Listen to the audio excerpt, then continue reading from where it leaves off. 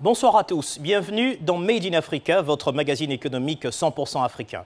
Dans ce numéro, nous nous intéresserons aux startups. Les startups africaines dans le secteur des technologies ont attiré en 2016 plus de 220 milliards de francs CFA d'investissement, soit 30% de plus qu'en 2015.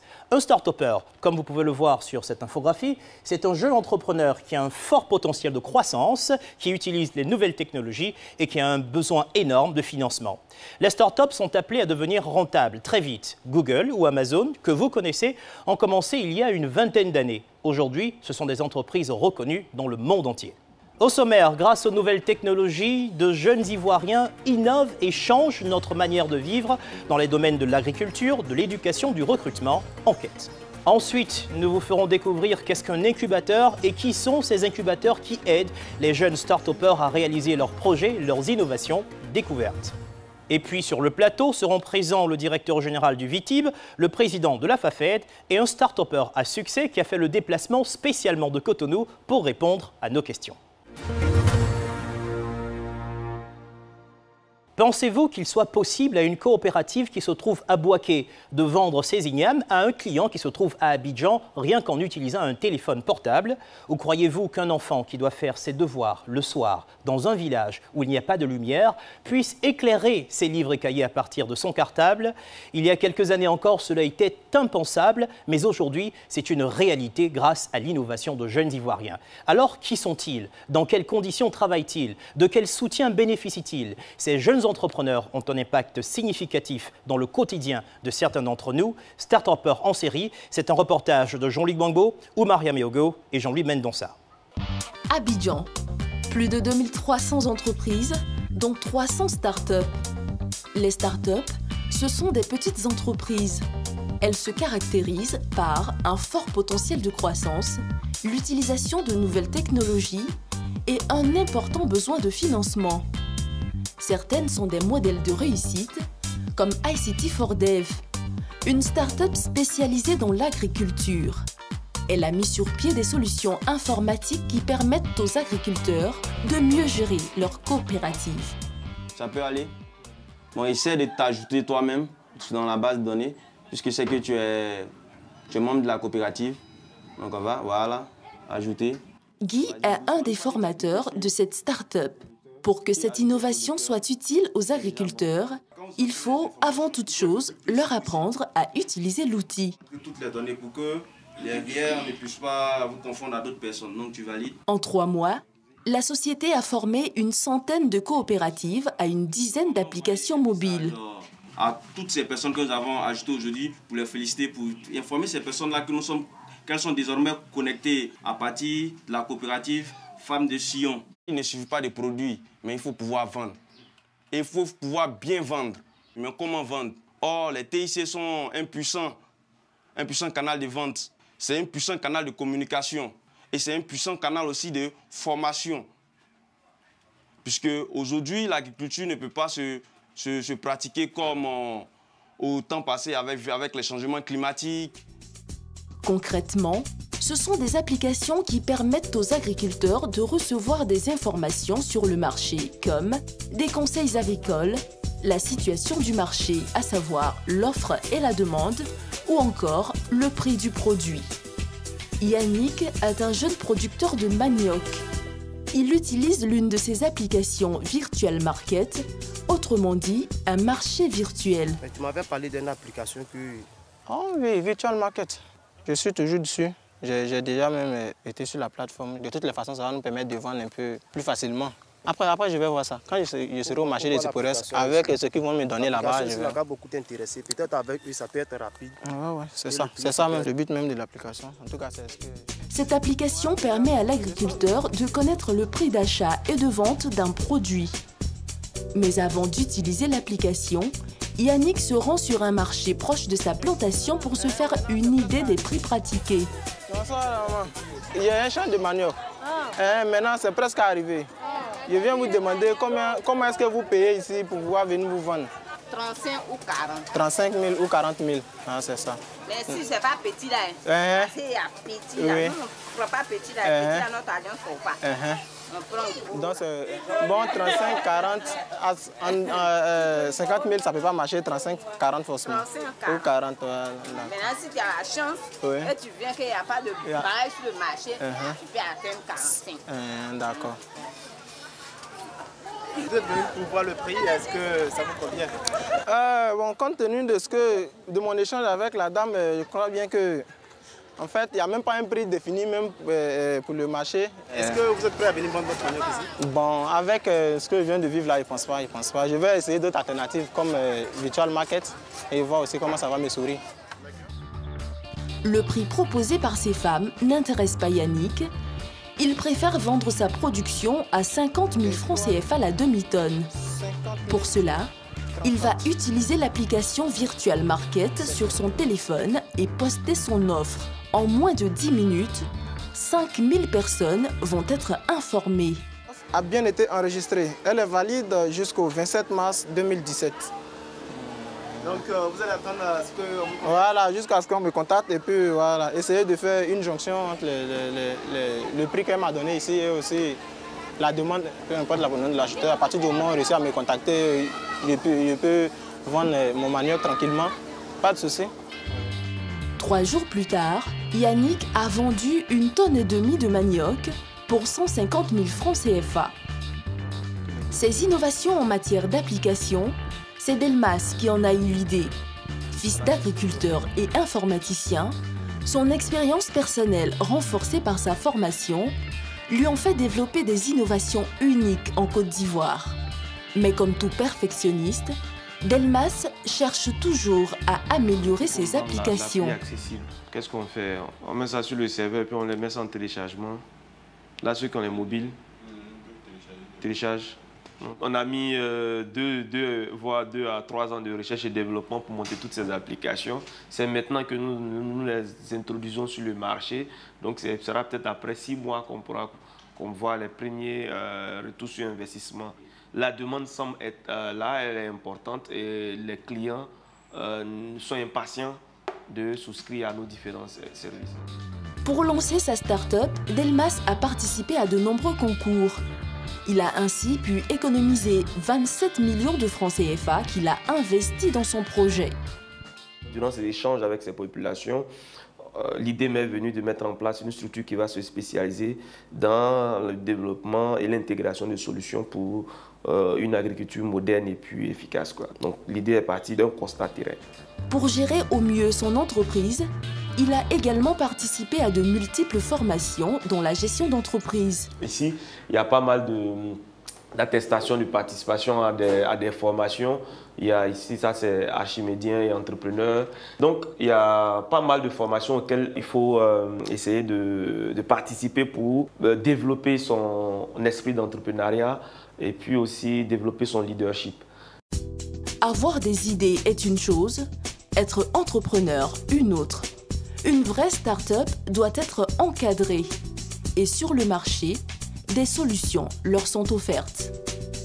Pour se développer, le start-upper peut faire appel à un incubateur ou un accélérateur ou les deux à la fois. L'incubateur lui offre un cadre de travail et lui apporte un renfort de compétences. L'accélérateur fait un suivi personnalisé, définit le modèle économique, le processus commercial et enfin, il aide le start-upper à lever des fonds. Delmas s'est appuyé sur tout ce process pour créer son entreprise, mais ce n'est pas tout. Il fallait qu'on ait nous-mêmes notre propre siège et qu'on puisse développer nos activités, qu'on soit à l'aise dans notre environnement. Donc aujourd'hui, nous sommes en partenariat avec Life Saving, le fonds d'investissement Life Saving Nadra qui est basé en France, qui détient environ le quart du capital de ICT4Dev. Le deal avec eux, c'était qu'ils nous injectent d'abord du capital, de l'argent frais pour nous aider à mettre en place la structure à l'intérieur. On a ouvert des bureaux dans les différentes villes. Maintenant, la next step, c'est de nous accompagner avec un appui financier pour le décollage, pour tout ce qui est commercialisation, communication, marketing sur le terrain. Et aussi, une partie du stage va nous permettre de travailler sur d'autres innovations qui sont encore dans les pipes chez nous. Ils ont apporté combien? Ils ont apporté autour de 40 000 € dans un premier temps et en attendant une deuxième enveloppe de 40 000 € pour la seconde phase. En 6 mois, ce fonds a investi plus de 26 millions de francs CFA pour aider cette start-up.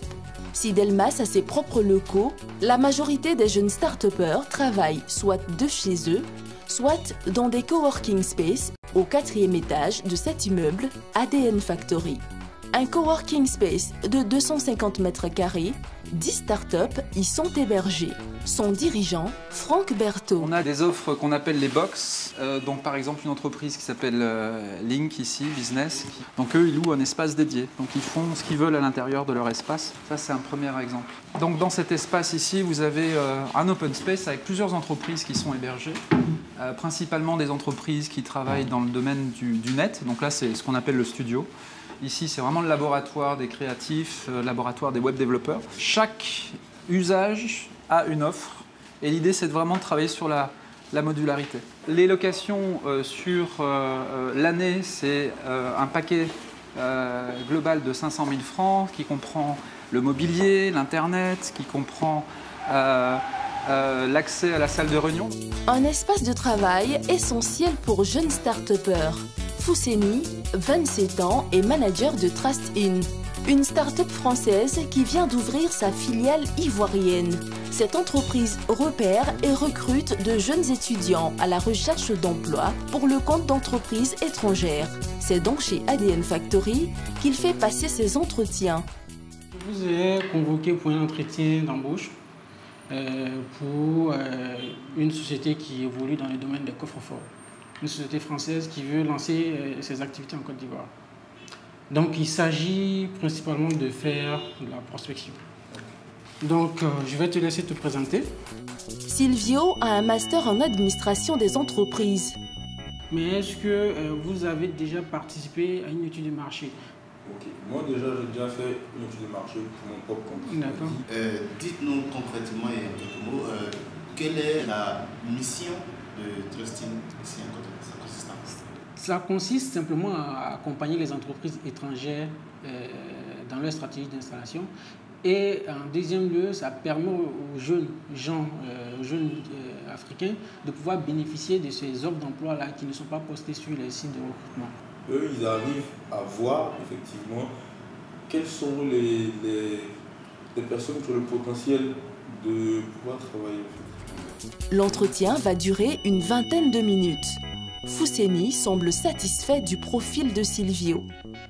Donc Silvio, il y a de fortes chances que je revienne vers vous avant la fin de la semaine pour essayer de vous dire si oui ou non vous êtes retenu.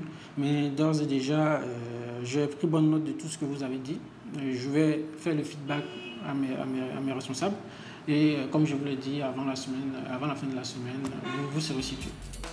Pour se rémunérer, la start-up prend un pourcentage sur chaque personne placée en entreprise. Il varie entre 5 à 10% du budget alloué pour le recrutement.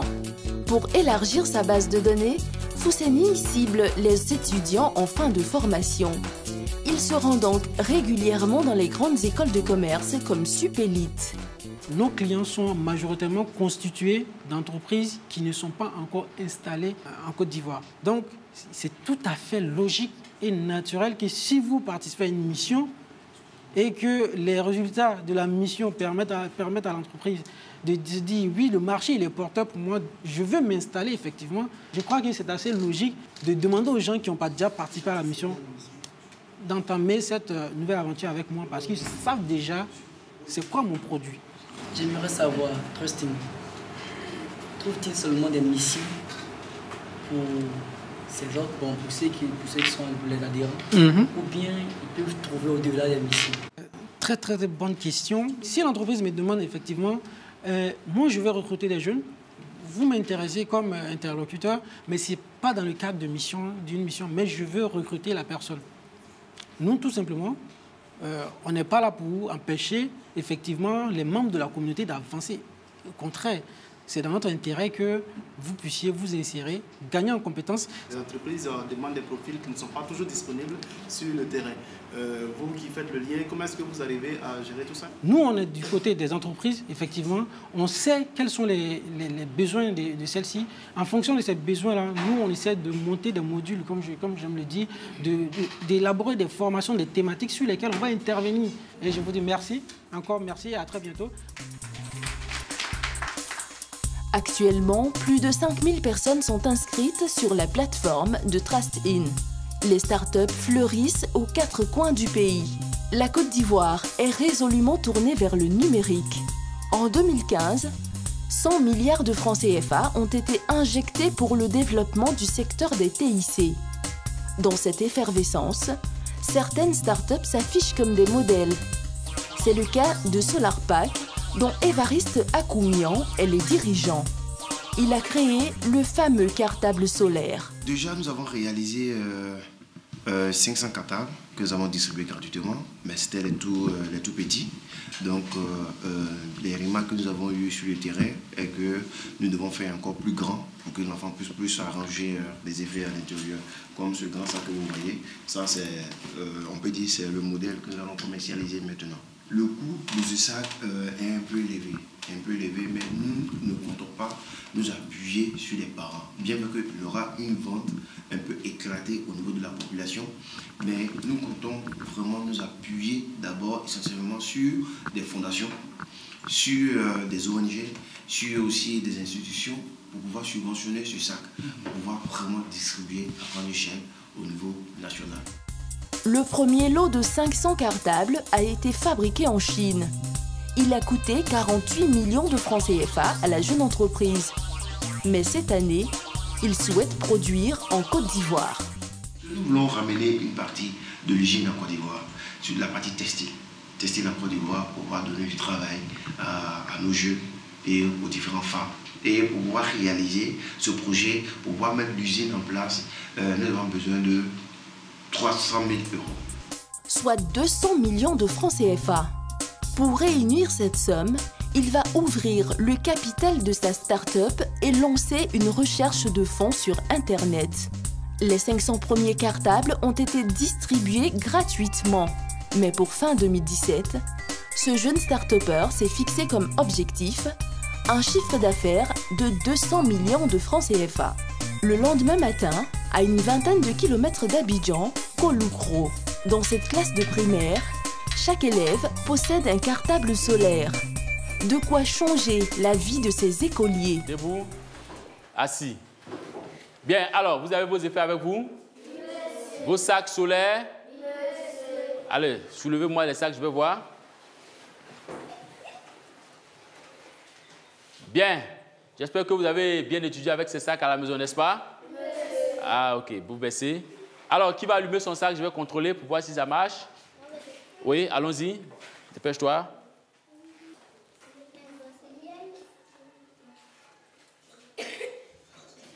Bien. J'ai toujours dit que chaque fois que je vais contrôler les sacs, ça va? Les sacs doivent être toujours gardés en bon état. C'est compris? Est-ce que les sacs solaires ont vraiment un impact sur le résultat de vos enfants? Cela vraiment a eu beaucoup d'impact sur le rendement des enfants parce que grâce à ces sacs, vraiment les enfants étaient un peu enclavés et ça leur a procuré un peu la lumière. Ça leur permet de réviser un peu les leçons à la maison, de faire l'exercice correctement et en classe aussi, on sent réellement que le travail avance. Par exemple, pendant les évaluations des enfants, au niveau de la dernière évaluation par exemple qu'on a fait, vraiment, on a vu que les notes ont été vraiment améliorées et vraiment, les enfants aussi, quand nous contrôlons les exercices que nous proposons à la maison, grâce à la lumière que produisent ces sacs, alors ces enfants peuvent résoudre correctement les devoirs à la maison et le matin, ça nous facilite la tâche puisque la leçon est bien assimilée et donc cela est un plus pour la connaissance des enfants. Le village de Kouloukro n'a jamais eu d'électricité. Alors, pour pouvoir faire leurs devoirs le soir, les élèves chargent leurs cartables la journée en les exposant au soleil. À la nuit tombée, les sacs sont fonctionnels. Ces jeunes écoliers peuvent travailler.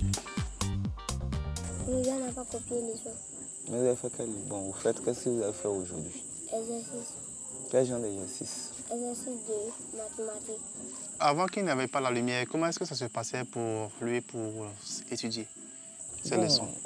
Souvent, comme on n'a pas d'électrification, souvent la lumière qu'ils utilisent pour étudier, souvent nous aussi on utilise aussi pour faire autre chose de la cour. Donc là, ça les empêche aussi de se concentrer sur les études. Bon, en pleine étude, peut-être qu'il est concentré, on a besoin de ça pour aller se servir de la maison ou bien servir de faire autre chose. Là, en tout cas, ça déconcentre les enfants. Mais depuis il y a eu ça, en tout cas, il y a eu un changement. Vous avez vu une évolution entre la période où il n'avait pas cet outil et maintenant? Oui, en tout cas, il y a une différence. C'est quoi la différence? Bon, la différence, c'est que avec la lumière, j'ai l'intention que ça commence à aller. La Côte d'Ivoire a gagné 20 places au dernier classement de l'indice mondial de l'innovation. Le pays est désormais au 108e rang. Il reste néanmoins en dessous de son potentiel. De retour sur ce plateau avec nos invités, il s'agit du docteur Samuel Maté, président de la FAFED. Il s'agit bien de la Fondation africaine pour l'entrepreneuriat et le développement économique. Tout à fait. Bonsoir docteur. Bonsoir. Je suis aussi en compagnie du directeur général du VITIB. Bonsoir monsieur Philippe Pango. Bonsoir. Et notre start-upper, un jeune entrepreneur qui nous vient de Cotonou, Ulrich Sossou. Bonsoir. Bonsoir. On va faire le point de votre parcours. Vous commencez votre première entreprise à 19 ans. Oui. On est en 2006. Oui, c'était en 2006. Alors, comment vous vient l'idée? Enfin, c'était juste après le bac. Et je passais mon temps à aller au cyber et chercher des informations intéressantes, etc. Internet coûtait très cher en ce moment. Je pense que c'était 400 ou 500 francs l'heure au cyber. Donc, mon argent de poche ne suffisait pas vraiment. Donc, il fallait que je trouve des moyens de gagner de l'argent. Et en faisant des recherches sur Internet, j'ai trouvé des opportunités, des personnes qui ont besoin de services sur des forums, etc. C'était des gens qui avaient besoin de sites web. Entre-temps, l'accès au cybercafé coûtait cher. Il fallait bien vous trouver de l'argent pour payer l'accès au cyber. Oui. Alors, donc, quelle solution? Au début, c'était aider le propriétaire du cyber à réparer les ordinateurs, à réinstaller. En retour, il vous donnait un accès gratuit. Oui. Intéressant. Voilà, donc souvent je passais toute la nuit là parce que dans la journée, il y a beaucoup de clients, il n'y a pas de poste libre, mais la nuit, il y avait souvent des postes libres. Alors je passais la nuit là et ensuite j'allais au cours le matin. Quelle est la première idée d'affaires? La première, c'était juste une entreprise de consulting où j'avais des clients un peu partout dans le monde. Le premier client était en France. Ensuite, j'ai eu des clients un peu partout en Suisse. Alors, vous êtes basé au Bénin. Comment est-ce que vous arrivez à trouver un client hors du continent africain? Des personnes qui ont des besoins spécifiques ou des professionnels dans un domaine spécifique. Ils se retrouvent à des endroits, des forums, ils cherchent sur Google, etc. Donc, c'est quand même tout un art. C'est quelque chose qu'il faut apprendre. À partir de là, comment vous avez évolué? En 2012, j'ai travaillé avec Stanford University, qui est aux États-Unis, et je leur ai développé un logiciel sur un de leurs projets de cours en ligne. C'est là que je me suis rendu compte que, au fait, si la plus grande université en informatique dans le monde a besoin de compétences en Afrique ici, c'est qu'il y a vraiment un grand besoin dans le monde entier. Et ensuite, j'ai travaillé avec un client qui était au Royaume-Uni, où je lui ai fait un projet, un petit truc qui a coûté 14 millions. Donc c'était rapide, vraiment. En 2 semaines, j'ai fini le projet et tout. Maintenant, 6 mois plus tard, ils m'ont appelé pour débugger le système. Et quand je suis entré dedans, j'ai pu voir la liste des clients et tout. Ils avaient plus de 5000 clients auxquels ils vendaient le produit à 1000 $ l'unité. Donc ça faisait 5 millions de dollars en 6 mois, 3 milliards de francs CFA. C'est là que je me suis dit, OK, je suis en train de me faire tuber, j'arrête. Ouais. Alors, à partir de là, vous passez à une autre étape? Ou alors vous commencez à créer de nouvelles startups? En 2014, j'ai lancé la start-up que j'ai revendue dans la part. Alors, c'est important de revendre des startups. Pourquoi n'avoir pas continué avec cette start-up finalement? Enfin, c'est vrai que la start-up, en 1 an, on avait déjà plus de 10 000 clients dans le monde entier. Mais l'ambition que j'avais, qu'on avait parce qu'on était 2 dessus, ne correspondait pas à ce que ça rapportait. C'est vrai que c'était beaucoup pour un contexte africain et tout, mais les gens qui les utilisaient, c'était des agents immobiliers qui ont peut-être 1 ou 2 maisons à vendre dans l'année. Ce qui fait que sur un seul client, on ne gagne pas beaucoup. On a besoin de beaucoup de clients. Et les agents immobiliers, il y en a pas des dizaines de millions dans le monde. Il y en a peut-être 2 millions ou 3 millions en tout dans le monde. Et on a remarqué qu'en continuant comme ça, sur 5 ans, on n'atteindrait pas la taille qu'on aurait aimé atteindre. Donc c'est là qu'on a décidé de la revendre. Vous l'avez vendu pour pouvoir faire autre chose. Oui. Alors vous avez gagné combien à peu près? On n'a pas le droit de le dire, en fait. Ah, c'est confidentiel. Oui. Pourquoi, quand on parle d'argent, finalement, tout devient confidentiel? Sur ce point-là, on n'a pas le droit de le dire parce que c'est dans le contrat. Ah oui, d'accord. Oui. Alors, une fourchette, plus d'1 milliard de francs CFA? Non. Moins d'1 milliard de francs CFA? Oui. Un peu moins? Oui. Pas très loin, au-dessus de 500 millions? Là, vous essayez de deviner. Ben non, on veut juste une fourchette parce que si vous êtes une source de motivation, il faut que vous puissiez vraiment motiver tout le monde. Ok, je peux donner un chiffre et dire que la première année, nous avons fait 80 millions de chiffre d'affaires. Vous, mais à cette époque, vous opériez vous-même oui. la solution. C'est déjà un chiffre peut-être qui pourrait vous satisfaire. Messieurs, lorsque vous voyez un jeune homme comme ça qui entreprend très tôt, c'est que c'est quand même assez rare, surtout sous nos tropiques. On a beaucoup d'autres jeunes comme lui. Nous, au niveau de la FAFED, nous avons sillonné la Côte d'Ivoire. On voit des jeunes qui créent des entreprises très tôt, peut-être dans le domaine agricole, etc.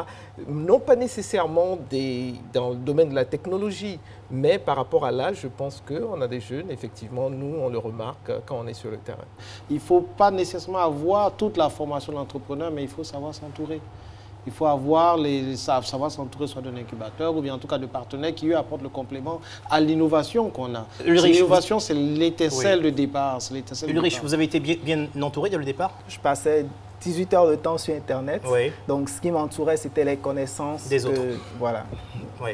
Alors, qu'est-ce qu'on comprend par le terme innovation? Est-ce qu'il faut juste régler un problème local, donc au niveau national ou africain, ou alors il faut penser plus grand, plus vaste, plus global, songer à résoudre des problèmes qui soient au niveau international?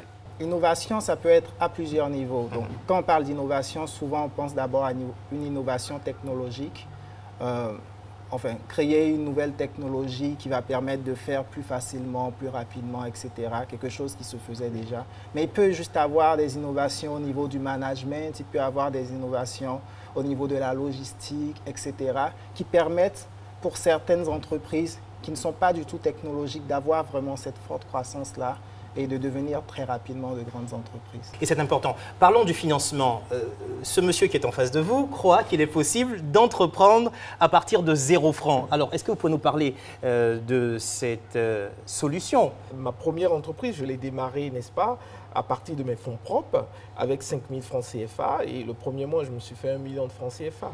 Donc, en fait, pour nous, le 0 franc revient à dire que je démarre mon entreprise sans avoir recours à un financement extérieur. Et c'était quelle entreprise que vous avez débuté? Dans quel domaine? C'était dans le domaine de la formation informatique. J'étais parti chercher des étudiants en informatique. Je suis parti louer des ordinateurs. Et je suis parti ensuite négocier avec une école pour que les élèves de cette école puissent payer à l'avance, etc.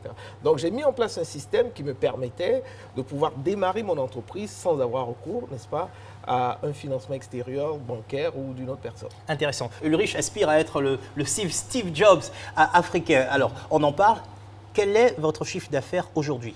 Je ne peux pas dire, j'ai pas envie de le dire. C'est confidentiel. Quelles sont donc vos ambitions?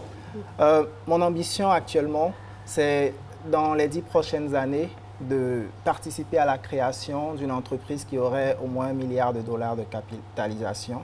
Dans les 5 prochaines années, au moins plusieurs entreprises de $100 millions de capitalisation. 1 milliard? Oui. 1 milliard de dollars. Alors, c'est intéressant. C'est ambitieux, vous avez dit en 5 ans? 1 milliard en 1 milliard de dollars en 10 ans. Oui. Et à partir de 0 francs. Oui. Et aujourd'hui, vous pesez 500 millions. C'est ce qu'on dit. C'est ce qu'on dit. Alors, il n'assume pas. 500 millions, c'est quand même un peu ridicule comme somme, je trouve. Ouh là là. Ça me dérange un peu. Au fait, je vois que les gens parlent beaucoup d'argent et ça me dérange. Et 500 millions, c'est pas beaucoup. Alors, sur le financement, comment on arrive à financer, comment on s'organise pour financer ces startups? Parce que dans tous les cas, il faut réussir à les financer. Vous avez même recommandé que l'État puisse organiser un financement donc étatique. Est-ce que c'est possible? On a le VITIM qui est représenté avec le soutien de l'État. C'est une initiative de l'État. Oui, bien sûr. Le VITIM, c'est une entreprise qui est en charge de la zone franche de Côte d'Ivoire, qui est dédiée au secteur des TIC de la biotechnologie, qui offre donc un espace où les entreprises d'ici et d'ailleurs peuvent bénéficier de 0% d'impôts, 0% de douane. Mais pour ce qui est de l'incubation et du financement de start-up et tout ça, l'autre ministère de tutelle, le ministère de l'économie numérique, de la poste et de la communication, a fédéré toutes les structures sous sa tutelle pour créer une fondation, la Fondation Jeunesse Numérique, qui finalement offre du financement, mais comme il a dit, ce n'est pas que le financement. Surtout un accompagnement, du coaching, un accès à des mentors, un accès à notre carte de visite de tout un chacun. C'est un incubateur. C'est un incubateur, voilà, c'est un incubateur. Alors, merci, ça nous donne donc l'occasion de rebondir sur notre prochain sujet. Avoir des idées, aussi bonnes soient-elles, ne veut pas dire être un entrepreneur. Pour pallier à cette problématique, les start-upers peuvent se tourner vers un incubateur ou un accélérateur, ou les deux à la fois. L'incubateur offre un cadre de travail et apporte un renfort de compétences. L'accélérateur fait un suivi personnalisé, définit le modèle économique et le processus commercial et lève des fonds. Il en existe une quinzaine en Côte d'Ivoire et c'est devenu un véritable business. Qui sont ces entreprises qui aident les startups à grandir et à devenir plus performantes? Incubateur, accélérateur, un business gagnant-gagnant. C'est un reportage de Cheikh Koné, Armel Zozo et Noël Kouakou. Abidjan, capitale économique. Ces dernières années, l'État ivoirien a mis en place une vraie politique entrepreneuriale. Elle a favorisé l'éclosion des incubateurs de start-up. Leur mission, héberger, conseiller et financer. Depuis, une quinzaine d'entreprises spécialisées dans l'incubation ont vu le jour. Les plus en vogue, Orange Fab, Business Achievement Center et Akendewa. Cet homme, c'est Jean-Patrick Eouman. Il a fondé l'incubateur Akendewa en 2009. Ce matin, il dispense une formation à une centaine de jeunes promoteurs de projets. Quand Facebook a été créé, le jeune homme ne pensait pas que peut-être Facebook allait être utilisé à Boisson. Facebook était pour les personnes qui sont dans un certain type d'école. Ça a commencé d'abord dans son école. Il voulait interconnecter les gens de son école, que chacun puisse voir le profil de l'autre. Après, il s'est dit, ce serait intéressant de l'élargir. Dans certains, ceux qui sont attirés d'abord par l'argent, ils allaient s'arrêter à l'école, ils allaient dire, bon, maintenant que j'ai les 500 000 personnes de Harvard, à partir de maintenant, chaque personne de Harvard doit me donner 1000 francs. Ça fait 500 000 multiplié par 1000 francs, ça fait combien? 500 millions tous les mois. Les gens de Harvard, ils vont payer, c'est rien. 1000 francs, c'est rien. Tant que ça marche. Mais il ne serait jamais devenu ce qu'il est devenu aujourd'hui. Formés sans débourser un centime, plus de 5000 jeunes sont incubés chaque année par Akendewa. La société se rémunère grâce à des financements publics et privés. C'est quoi l'importance de ces sessions de formation? Cette session de formation est très spécifique en partenariat avec les mairies parce qu'elles ont besoin de peaufiner les projets des personnes qui vont bénéficier de fonds de leur part. Donc nous, mon travail en tant que coach, c'est de les emmener à mieux présenter leurs projets de sorte à ce que le financement puisse venir le plus vite possible. Et au-delà du financement, qu'ils puissent avoir des armes, sinon le savoir-faire nécessaire pour pouvoir mieux exécuter leur projet. Un programme d'1 mois de formation lui font gagner 365 millions de francs CFA. Autre acteur sur le marché, Orange Fab, filiale ivoirienne du géant européen des télécoms Orange. Cet incubateur, comme les autres, aide les startups à croître plus rapidement. Sa différence, offrir un accompagnement financier en échange d'une prise de participation dans la future start-up. Sadamoudou Kaba, expert en télécommunications formé à Londres, en est le directeur. Il rend visite à une start-up spécialisée dans la conception d'applications médicales.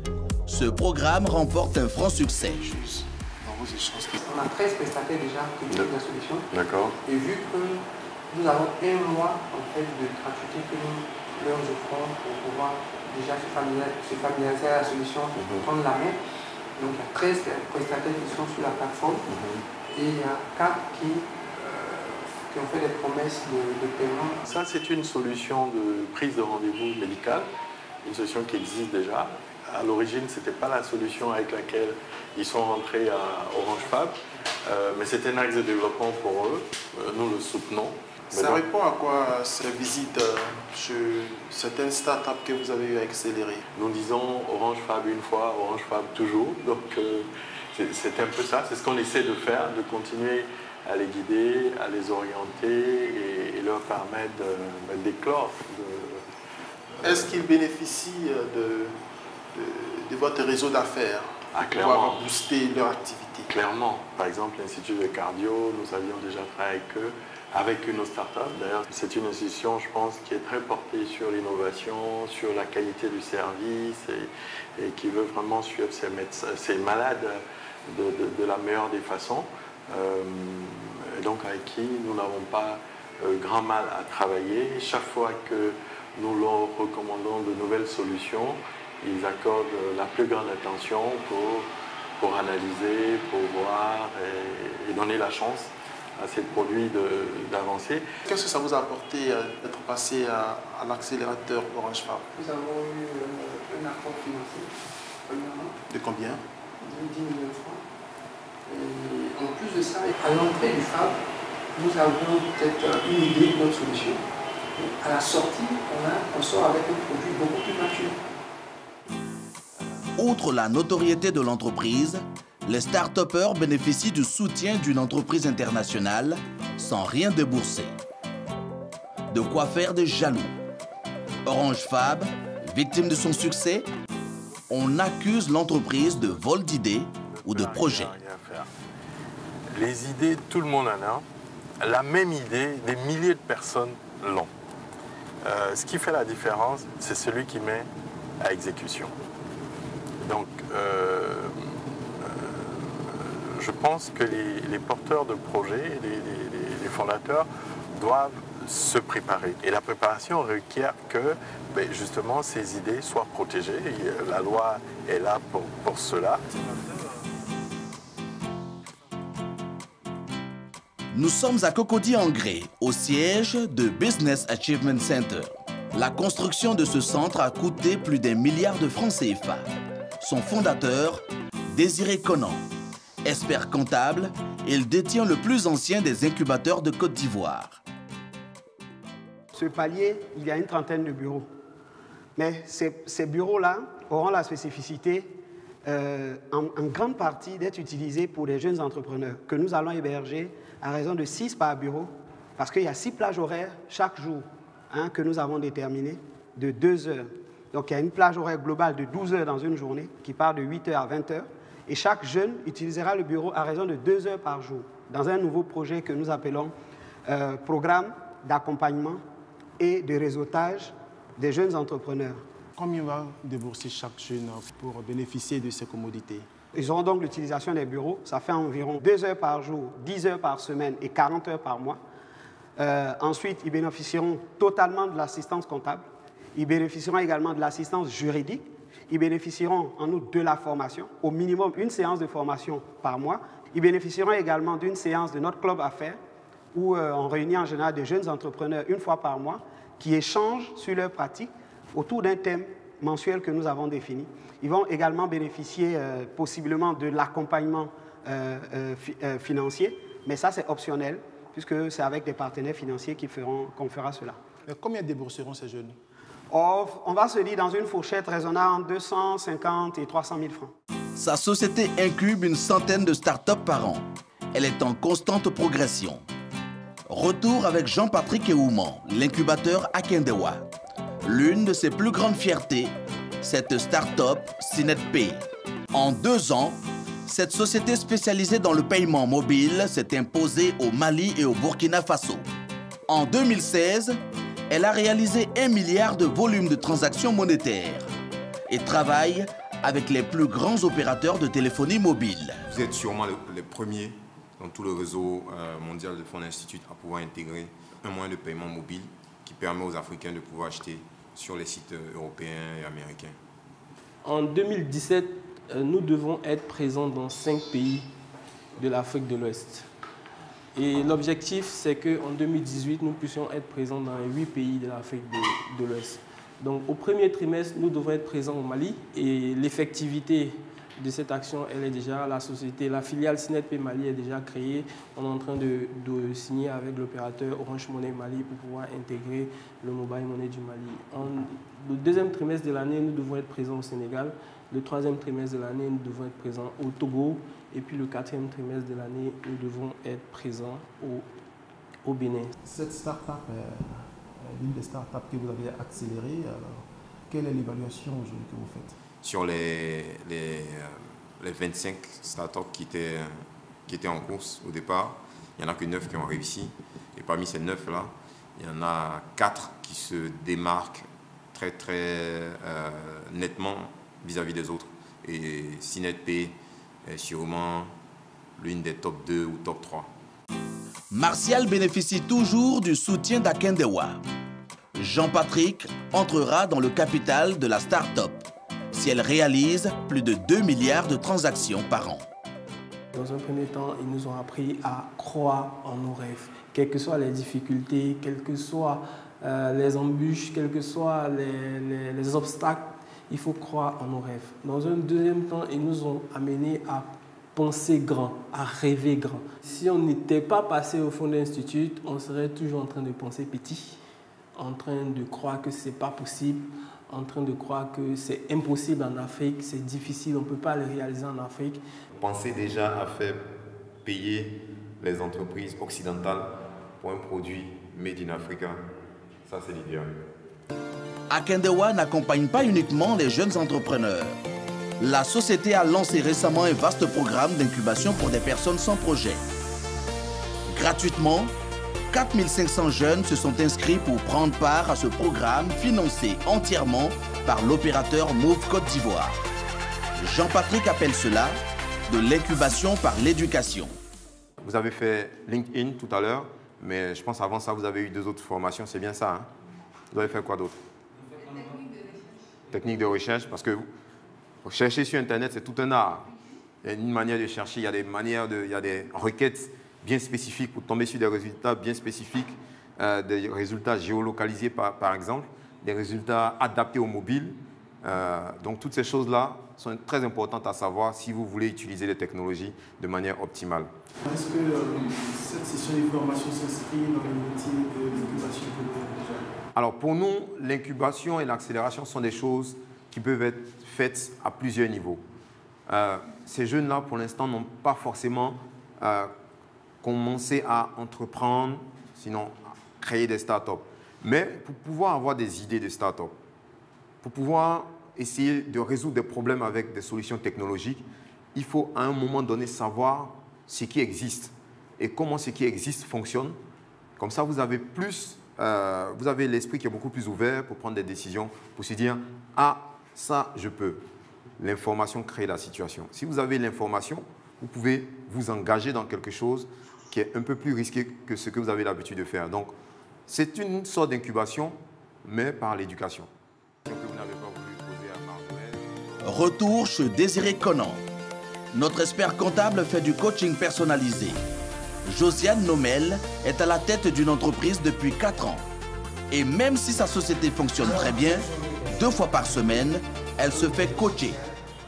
Le plus important dans le travail que nous sommes en train de faire, c'est de te ramener en tant que dirigeant d'entreprise à ton humanité.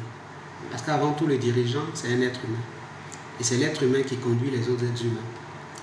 Or, le pouvoir ou la quête du pouvoir nous met le plus souvent à un niveau où on perd cette humanité. Et le coaching, c'est à ça qui va te ramener progressivement. Monsieur Désiré, c'est quoi l'objectif de cette rencontre? En tant que dirigeant social, l'accompagnement que nous faisons ici, c'est comme si nous incubons l'esprit entrepreneurial, mais que nous l'emmenons à un niveau de performance. C'est une entreprise qui existe, qui a donc des difficultés au quotidien, mais qui a surtout des objectifs à atteindre. Et les difficultés étant une évidence, les évidences ne peuvent pas être considérées comme des problèmes, c'est des données. Donc ces données-là, nous en tenons compte et nous nous projetons vers des solutions qui nous permettent de lever ou de passer ces difficultés. Au lieu d'encadrer chacune des personnes au sein de l'entreprise, c'est d'encadrer suffisamment le dirigeant pour qu'il arrive à conduire l'équipe qu'il mène. Et le coaching, il est forcément personnalisé ou vous le faites de façon éclatée avec vos start-upers? Toujours personnalisé.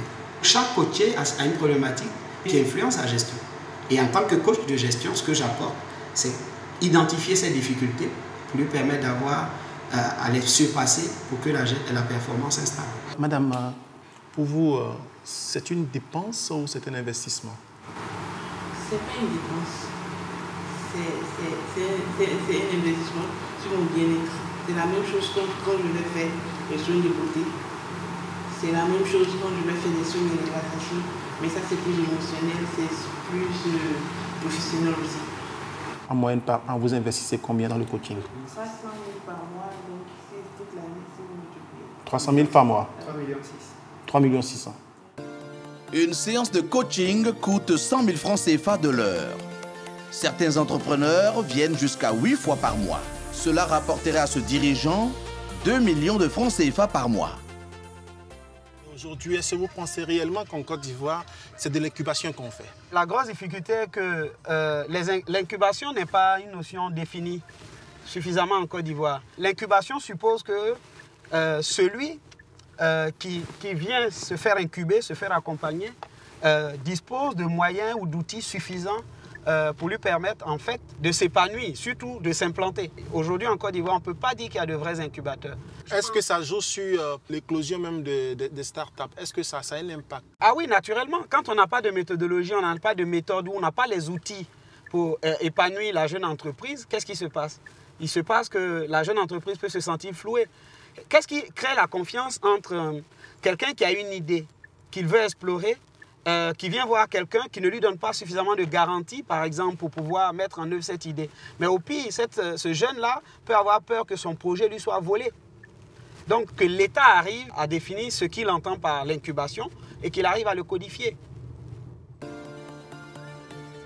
Nous retrouvons le directeur d'Orange Fab. Il est en rendez-vous avec Patrick Mbeng, patron d'une entreprise de télécom. La force d'Orange Fab, mettre à disposition des start-upers un accompagnement quotidien, dispensé par les plus grands entrepreneurs ivoiriens. Chaque semaine, ce businessman aguerri partage son expérience gracieusement. Cela s'appelle un mentor. Des gisements d'innovation, d'opportunités pour des filières traditionnelles que sont la pêche, l'agriculture, la santé, tout ça. Et j'aurais souhaité avoir des projets plus novateurs, plus disruptifs comme ça. Il y a une dizaine de startups. Donc on a un backlog à l'arrière. Il y a 4 autres qui, eux, vont être dans une phase plutôt d'incubation, qui, eux, sont dans le secteur que tu appelles disruptif et tout ça. Et ça va permettre de créer la rupture sur le marché. Quels sont les critères de choix? Les mentors, on a dit, pour nous, c'est des capitaines d'industrie. Des gens qui, sur le marché, ont démontré leur expertise, leurs compétences dans leur domaine, ont développé leur entreprise, ont réussi dans ce qu'ils font et puis sont prêts. En général, ils nous acceptent, ils décident de donner un peu de leur temps. Parce que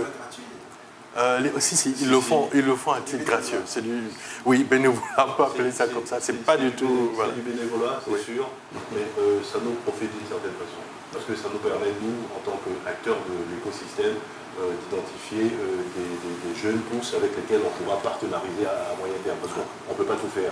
La technologie est tellement vaste, variée, qu'on ne peut pas se spécialiser dans tout. Et donc, quand on cote des jeunes ça leur permet d'atteindre des niveaux d'expertise sur des plateformes particulières, pour nous, c'est des partenaires, co-traitants, peut-être sous-traitants dans le temps. Donc, d'une certaine façon, on gagne. Concrètement, qu'est-ce que vous allez leur apporter? On va leur apporter déjà notre expertise, on va leur apporter des réponses concrètes à des problématiques qui se posent. Là où nous on a mis des années pour construire des solutions, on leur donne la capacité d'accélérer la possibilité de construire leurs solutions et on permet de leur apporter tous les facteurs clés de succès dans leur parcours. Allez, merci. Orange investit chaque année 150 millions de francs CFA dans son incubateur. En 2 ans, le programme d'Orange Fab a permis à 8 startups d'émerger. 8 startups qui ont bénéficié d'une aide financière de 10 millions de francs CFA chacune. de retour sur ce plateau avec nos invités. Alors, qu'est-ce que ça vous inspire, monsieur le directeur général? Je profite d'ailleurs pour féliciter un peu vos réalisateurs pour cet élément qu'on vient de voir. Il est très bien fait. C'est une très belle image de la réalité d'aujourd'hui. Parce qu'effectivement, en 2012, en tout cas, quand moi je rentrais dans mon pays, je parlais d'incubation et vraiment, ce n'était pas encore un mot à la mode. Alors qu'aujourd'hui, vous regardez, on vient de voir une demi-douzaine d'entre elles qui ont pignon sur rue ici à Abidjan. C'est-à-dire que vraiment, les choses ont évolué. Les choses ont évolué, donc il y a un écosystème qui est en train de se mettre en place. Il manque encore quelques éléments. Vous savez, le porteur de projet aujourd'hui a besoin d'être accompagné sur tellement d'aspects.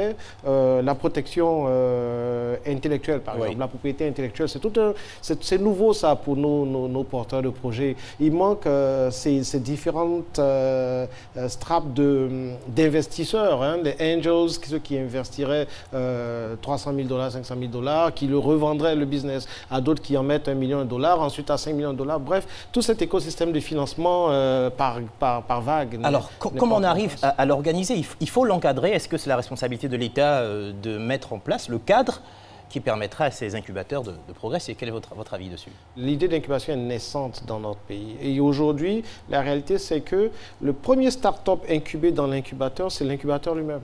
En ce sens que beaucoup sont en train d'expérimenter l'incubation. Donc, l'État a sa part à faire dans d'autres parties du monde. L'État injecte des fonds directement. Aujourd'hui, l'État, à travers le ministère de la Communication, de l'Économie numérique et de la Poste, a décidé de créer une fondation, la Fondation Jeunesse Numérique, qui non seulement donne des fonds, mais accompagne, donne du coaching. C'est de l'incubation vraiment ciblée dans certains secteurs. Donc, l'État a une part à faire, ça c'est sûr.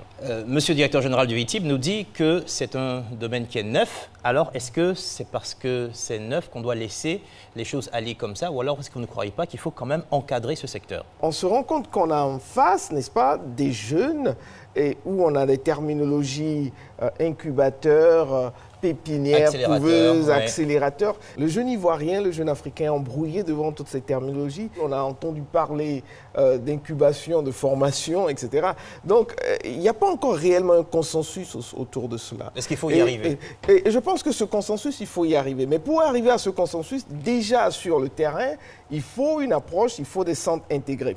Et la deuxième chose que j'aimerais dire, c'est qu'il y a également un problème d'encadrement et de légiférer. Mais légiférer devient difficile parce qu'on est dans une économie de marché et il devient difficile d'imposer, disons, des lois sur une économie de marché dans des secteurs comme ça. Mais à la fois, il est très important de pouvoir voir de quelle manière, par exemple, l'État arrive à protéger ces jeunes et à encadrer, sans pour autant enlever cette partie, cette dynamique de l'économie de marché. Je m'explique. C'est-à-dire qu'aujourd'hui, bon, j'ai vu sur le reportage, par exemple, qu'on nous disait que le Akenedewa, il prend une participation, n'est-ce pas? Mais moi, j'ai eu des cas sur le terrain où on a des incubateurs qui demandaient des participations de 90% du capital. Ce sont des choses, par exemple, qui peuvent être interdites. Dans un certain sens.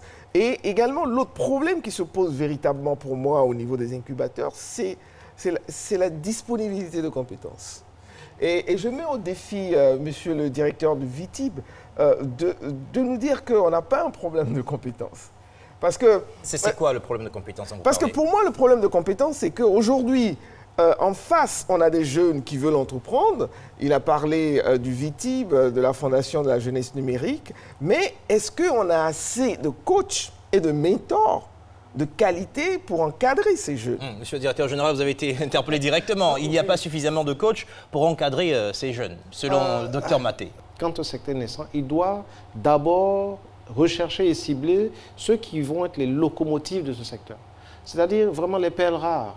On ne va pas incuber tout le monde. On met en place un processus de sélection très rigoureux pour ne sélectionner que les meilleurs. Et ces meilleurs-là, moi je suis d'avis qu'il y a, mais alors là, il y a de la compétence dans notre pays pour accompagner ces gens-là. On en a vu dans ce reportage. Nous, au VITIB, dans l'incubateur que nous avions, qui s'est mis aujourd'hui en fondation, on a une promotion de 17 entreprises qui est passée à travers notre incubateur. Mais les meilleurs élèves de cet incubateur aujourd'hui sont en train de revenir au VITIB, non pas en tant qu'entreprise qui veut se faire incuber une deuxième fois, mais en tant qu'entreprise vraiment qui a grandi et qui a un projet et puis qui a obtenu le financement qu'il voulait. Pour vous, c'est un vivier de coach? Non, c'est la preuve qu'ils ont eu l'accompagnement qu'il fallait. Donc vous confirmez que sur le terrain, il y a des personnes de qualité qui peuvent accompagner de façon efficace. Absolument, on a des gens, des personnalités ici qui ont l'expérience accumulée, qui vraiment alors là, qui sont capables de coacher, mais alors très bien. Le problème ici n'est pas que il n'y a pas de compétences. Je ne parle pas de compétences d'existence en termes quantitatifs, d'existence de compétences zéro. Je dis qu'il n'y en a pas assez. On a essayé de promouvoir l'entrepreneuriat tout en ignorant les dispositifs qui vont permettre une éclosion véritable de l'entrepreneuriat. Notamment, par exemple, on a la fiscalité, on a l'accès au marché, on a la corruption. Parce que si moi, je suis entrepreneur aujourd'hui en Côte d'Ivoire et que je crée mon entreprise et 2 mois après, les impôts doivent venir avec un gros bâton sur moi, je ne la crée pas, je mets la clé sous le paillasson. C'est une problématique qui intéresse tout le monde. Vous voulez réagir rapidement dessus et on va conclure. C'est le rôle de l'incubateur de préparer le porteur de projet à ce monde-là qu'il va affronter. Ce monde qui n'est pas parfait, qui n'est pas rose, où il y a de la corruption, où il y a ceci, il y a cela, où il faut avoir un bon carnet d'adresses pour pouvoir ouvrir certaines portes ici et là. C'est le rôle de l'incubateur.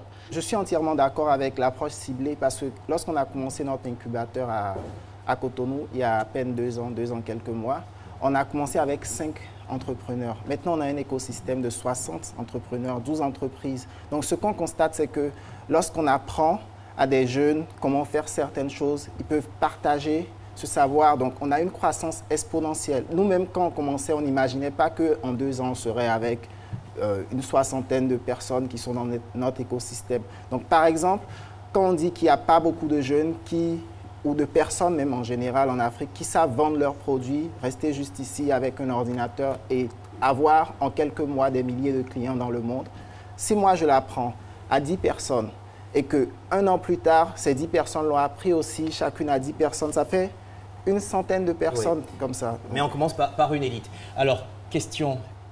L'avenir des nouvelles technologies en Afrique de l'Ouest, vous avez un village des technologies, de la biotechnologie.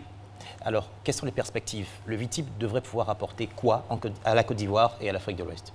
Le VITIB, c'est le hub technologique de l'Afrique de l'Ouest. C'est ça notre ambition, d'être le meilleur endroit, la meilleure destination pour toute entreprise, tant locale qu'internationale, qui désire s'installer et conquérir la région ouest africaine à partir de Grand Bassam. On s'attend à plus de 1000 milliards d'investissements dans la zone, beaucoup d'emplois, 40 000 emplois à créer à terme. C'est une machine qui est déjà en marche. Le VITIB s'est relevé depuis 2012-2013. À terme, 40 000 emplois, à terme, c'est dans combien de temps? Là, ça dépendra de notre économie, mais notre objectif, c'est d'ici une 20aine d'années tout au plus, d'atteindre cet objectif-là. Docteur Maté, c'est le mot de la fin. Non, le mot de la fin, ce que j'aimerais dire, c'est qu'au niveau de la Fondation FAFED, on est sur le terrain. L'année passée, on a formé 3000 personnes. Cette année, on a un objectif avec le ministère de l'Emploi de la Jeunesse de former 65 000 personnes. Et ça, c'est une goutte d'eau. Pour moi, aujourd'hui, la priorité des investissements doit aller dans tout ce qui peut promouvoir l'entrepreneuriat, tout ce qui peut mettre des dispositions de ressources. Je me porterai en avocat du diable pour le directeur du VITIB et dire qu'il a peut-être besoin de 10 fois plus de moyens et que pour pouvoir faire plus.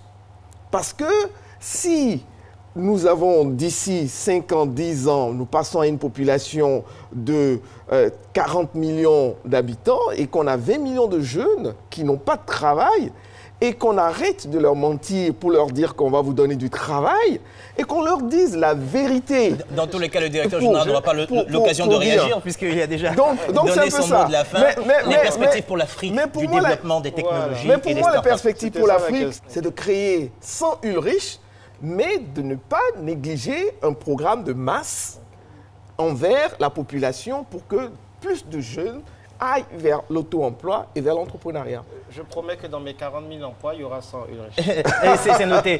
Ulrich, un dernier mot, si on devait faire une chose importante pour booster les startups. Je pense que c'est au niveau des compétences. Donc, montrer aux jeunes entrepreneurs, enfin quand je dis jeunes, ce n'est pas en âge, mais des personnes qui viennent de commencer à entreprendre, comment vendent leurs produits à de grands marchés. Donc par exemple, quand je vois quelqu'un qui est ici, qui essaie de vendre son produit, mais c'est juste son quartier, mais comment est-ce qu'il peut utiliser Internet pour toucher quelqu'un qui est à l'autre bout du pays, voire à l'autre bout du monde?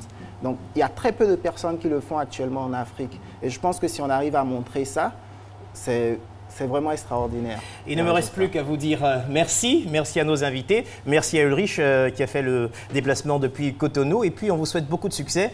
On sait qu'on va encore entendre parler de vous. Merci également à tous nos téléspectateurs. Sur ces mots prend fin cette émission. Je vous retrouve le 20 avril avec un sujet qui va tous nous intéresser puisque nous parlerons de l'aviculture, c'est-à-dire de la volaille. Vous pouvez suivre le replay de cette émission sur notre site internet www.rti.ci et sur l'application RTI Mobile. Vous pouvez aussi nous rejoindre sur notre page Facebook Made in Africa 225 en un seul mot et laisser des commentaires.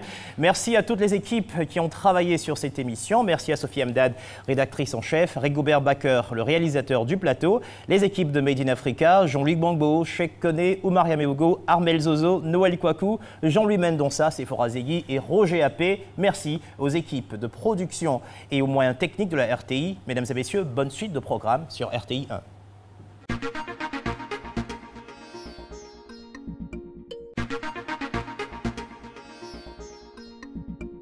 Thank you.